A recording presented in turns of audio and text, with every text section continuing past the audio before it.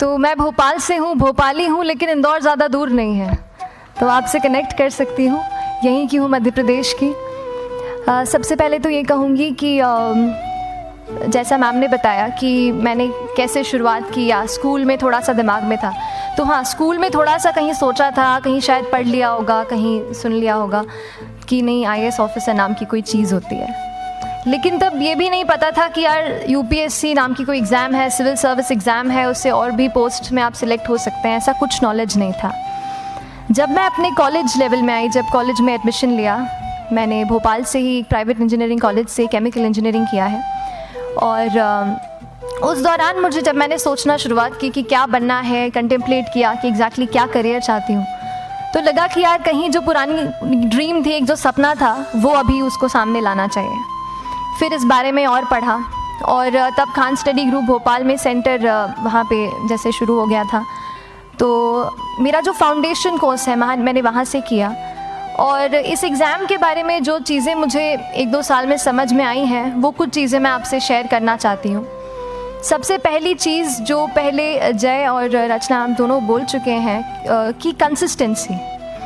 आप अगर दिन में, कई बार हमसे सवाल पूछते हैं कि आप कितने घंटे पढ़ाई करते हैं, तो देखिए घंटे मैटर नहीं करते।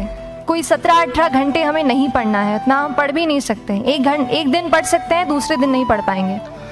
5 से 6 घंटे ही आपको देने हैं, उतने निकालने हैं, पर वो जो वक्त आप अपनी पढ़ाई को देते हो, वो कंसिस्टेंटली आपको रोज़ उतना ही अपने पढ़ाई को देना है। Consistency is the key, that is the first and the most important thing जो आपको ध्यान में रखनी है। दूसरी चीज़ इस एग्ज़ाम में मुझे लगता है इक्वली इम्पॉर्टेंट है, क्योंकि ये जर्नी लंबी होती है। जैसे एग्ज़ाम ही 1 साल तक चलती है, आप प्रीलिम्स देते हैं, फिर आप मेंस देते हैं, आप इंटरव्यू में जाते हैं पर्सनालिटी टेस्ट के लिए, तो एग्ज़ाम 1 साल तक खुद चलती है। उसके पहले मान लीजिए आप 1-1.5-2 साल पहले से प्रिपेयर कर रहे हो, तो ये जर्नी काफ़ी लंबी रहती है। उस जर्नी में मेंटली अपने आप को मोटिवेट रखना, अपने आप को बूस्ट करते रहना, वो भी इक्वली इम्पॉर्टेंट है, और इसीलिए अपने आप पर भरोसा बेहद ज़रूरी है। You need to have a faith in yourself कि अगर आपने इसमें कदम रखा है, अगर आपने सोचा है कि आप सिविल सर्विस एग्ज़ाम देना चाहते हैं और देंगे, तो आपको ये ठान के उसमें जाना है कि हाँ, मैं ये कर सकता या कर सकती हूँ। ये एक अपना मोटिवेशन, अपने साथ एक फेथ, बिलीफ अपने ऊपर आपको हमेशा रखना है। कमिंग टू प्रेपरेशन की कैसे तैयारी करनी है, बहुत सारी बातें आप सुन चुके हैं कि आंसर राइटिंग में कैसे करना होता है, आंसर राइटिंग का स्ट्रक्चर कैसा होना चाहिए। तो मैं शुरू में सबसे पहले ये कहूँगी कि मेरे प्रिपरेशन का बेस 2 चीज़ें रहीं। पहला था करंट अफेयर्स। करंट अफेयर्स इसलिए मैंने उसको उसी से शुरुआत की क्योंकि करंट अफेयर्स सबसे इंटरेस्टिंग पार्ट होता है।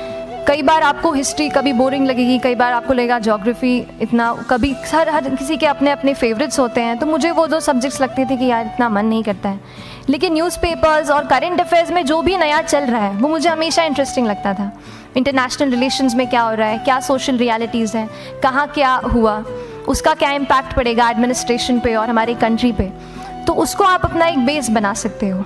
आप करंट अफेयर्स बेस्ड प्रिपरेशन कर सकते हैं, इसलिए भी क्योंकि अगर आप मेंस एग्ज़ाम देखेंगे तो काफ़ी डायनामिज्म आ गया है, केवल प्रीलिम्स में नहीं बल्कि जनरल स्टडीज़ पेपर 2, पेपर 3 में भी आप देखेंगे कई सारे ऐसे सवाल हैं जो करंट इवेंट्स से इंस्पायर्ड होते हैं, उन पे बेस्ड रहते हैं। तो जब आप न्यूज़पेपर बेस्ड, करंट बेस्ड पढ़ाई करते हैं तो वो आपका प्रिपरेशन वहाँ से भी कवर हो सकता है। दूसरी जो चीज़ मैंने जिस पे बहुत फोकस किया वो थी आंसर राइटिंग। तो आंसर राइटिंग का जैसे खान सर बता रहे थे कि आंसर राइटिंग की प्रैक्टिस बहुत की, तो उसके पीछे मेरा ये था कि जब मैं हमेशा प्रीलिम्स का कोई भी पेपर टेस्ट देती थी, हम मॉक टेस्ट देते हैं, तो मॉक टेस्ट देती थी तो हमेशा मेरे मार्क्स करीब 90 to 110, 120, इससे ऊपर मेरे कभी मार्क्स नहीं जाते थे। तो मुझे हमेशा ये डर था कि यार प्रीलिम्स में कहीं मेरा कुछ, क्योंकि कट ऑफ भी इसी कुछ रेंज में जाता है, तो हमेशा लगता था कि यार कुछ गड़बड़ यहाँ ना हो जाए।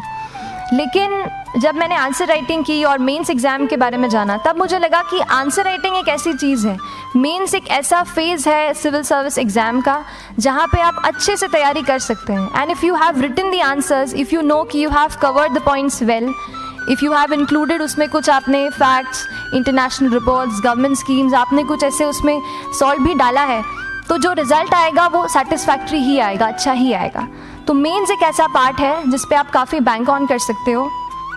मैं जब पर्सनालिटी टेस्ट भी मैंने दिया तो इस बार भी आप नंबर्स देखेंगे तो आसपास की रैंक के हिसाब से मेरे नंबर्स उसमें कम हैं, लेकिन it is just the general studies and the answer writing part, जो मेंस के जो वो है मार्क्स हैं या मेंस का जो एक फैक्टर रहा, वो मेरे लिए सबसे ज़्यादा इंपॉर्टेंट डिसाइडिंग फैक्टर रहा है।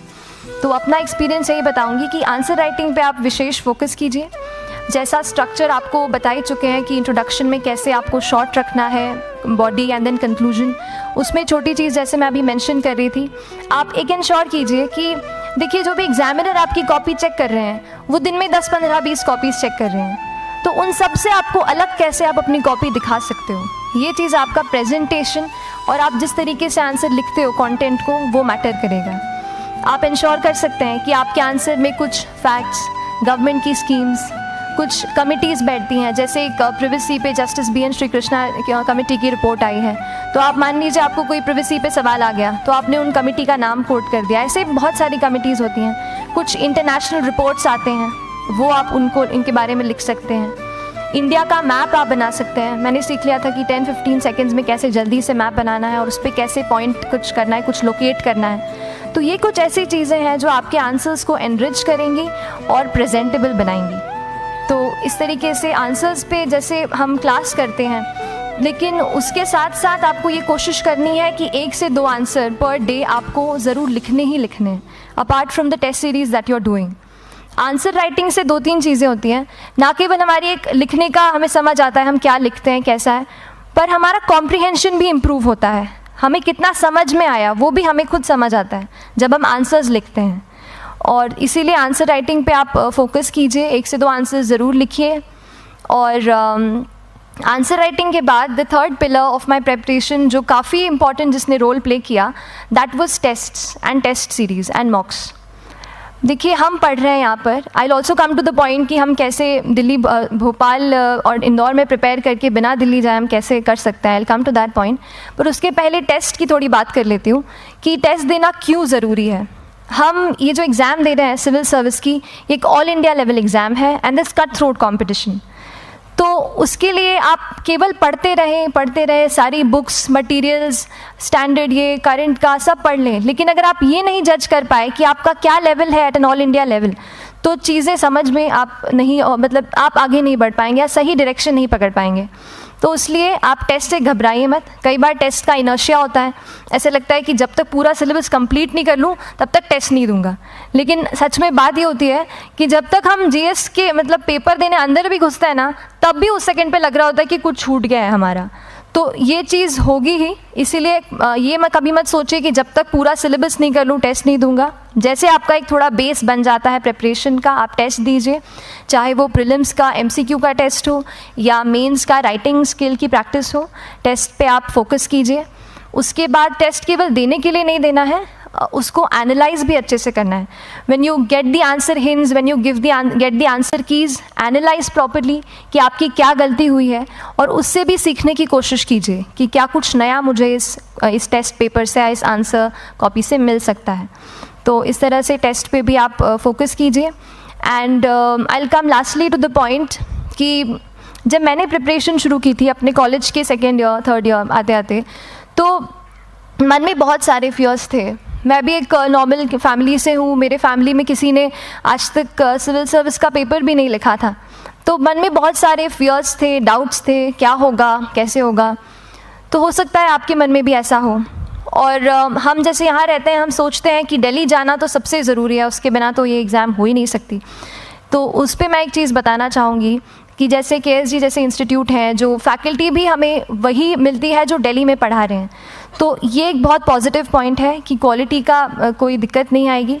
बस एक चीज़ है, आप ज्वाइन करते हैं class, that will only provide you a direction. वो आपका रास्ता दिखा सकते हैं आपको कि इस रास्ते पर आपको चलना है, लेकिन चलना उस रास्ते पे आपको खुद है। You have to work on your own. कभी ये मत सोचिए कि मैं वहाँ नहीं जा पा रहा हूँ तो नहीं हो सकता, यहाँ है, तो हम एक्सक्यूज़ेस बनाते हैं। कई बार चैलेंजेस आते हैं।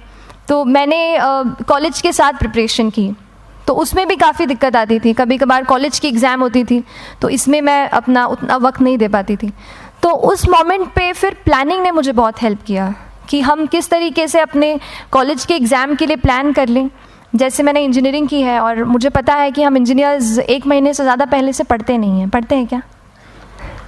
तो वो चीज़ आप ध्यान रख सकते हो, उसको अपना स्ट्रॉन्ग पॉइंट बना सकते हो 1 से 1.5 महीना जब exam is approaching, I use to plan my entire syllabus का प्रिंट आउट निकाल के I use to make my notes, उस तरीके से उसको मैं उसको संभाल लेती थी।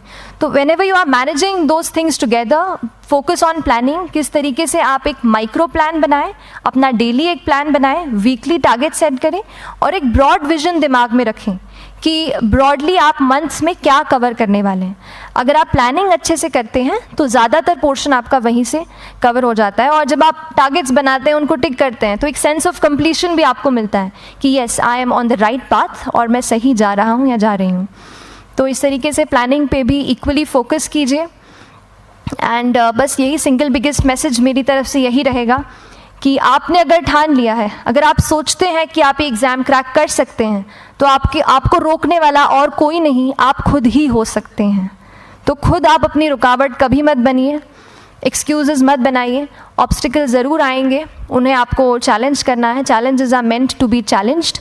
तो सही तरीके से अपने ऑब्स्टिकल्स को हैंडल कीजिए, और इस एग्ज़ाम में अगर आप सही स्ट्रैटेजी रखते हैं तो आप अपने एक अटैम्प्ट में ही इसको क्रैक कर सकते हैं। एंड एनीवेज आप जो भी अटैम्प्ट नेक्स्ट रखते हैं, दिल में यही रखिएगा कि जो ये मेरा नेक्स्ट अटैम्प्ट होने वाला है, ये मेरा बेस्ट अटैम्प्ट होने वाला है।